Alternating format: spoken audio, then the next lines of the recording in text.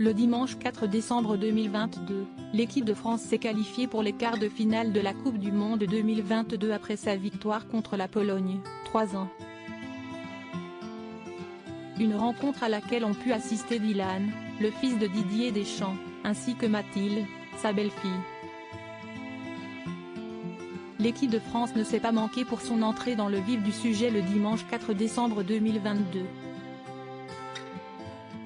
La troupe de Didier Deschamps s'est en effet qualifiée pour les quarts de finale de la Coupe du Monde 2022 en venant à bout de la Pologne assez aisément, 3-1.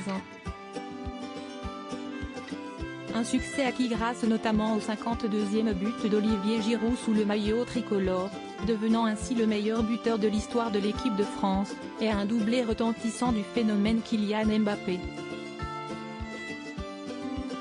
Ce dernier portant ainsi son total à 5 buts sur la compétition, prenant au passage la tête du classement des buteurs.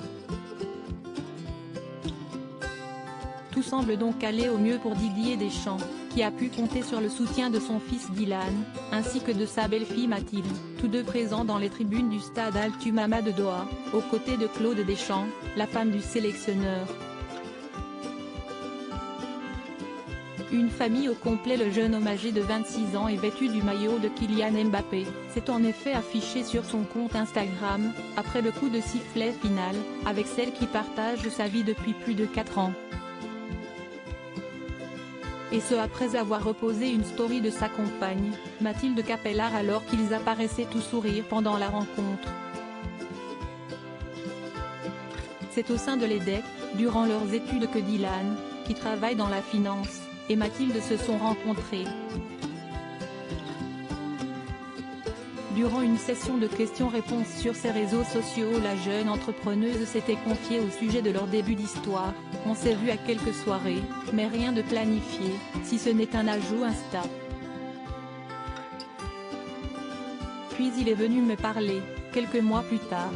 Et forcément, il est vite tombé amoureux, avait-elle confié tout sourire.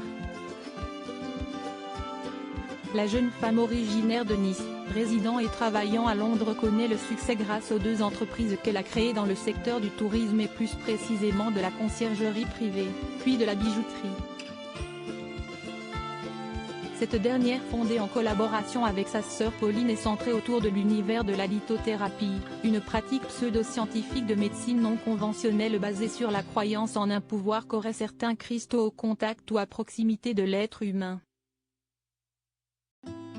De quoi créer un nouveau talisman pour Didier Deschamps.